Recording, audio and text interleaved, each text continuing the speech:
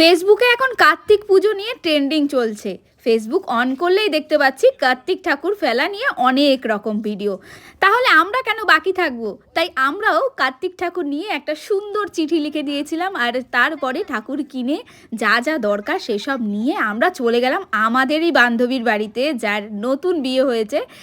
দেখো, কার্তিক ঠাকুর কিনবো আর বাড়ির সামনে রেখে আসবো, এটা তো একটা কমন ব্যাপার। আর আমি চাইছিলাম একটু ইউনিক কিছু করা যায়, তাই আমরা কি করেছিলাম, একটা বাজি কিনে নিয়েছিলাম। কারণ ঠাকুরটাকে রেখে আসবো, কখন না কখন দেখবে, সেই জন্য যাতে আমাদের কার্তিক ঠাকুর অপেক্ষা না করে, তার জন্য কিন্তু প্ল্যান মাফিক কিন্তু আমরা লঙ্কা বাজি নিয়ে নিয়েছিলাম। কারণ ফাটানোর সঙ্গে সঙ্গে বাইরে হয়তো বেরোবে আর ঠাকুরকে দেখতে পাবে, তো এটাই ছিল আমাদের প্ল্যান। তো যাই হোক, বাড়ির সামনে গিয়েও কিন্তু আমরা ঠাকুরটাকে রাখতে পারছিলাম না, কারণ রাস্তায় অনেক লোক ছিল এবং যেই বাড়িতে ফেলবো সেই বাড়ির লোকও বাইরেই ছিল।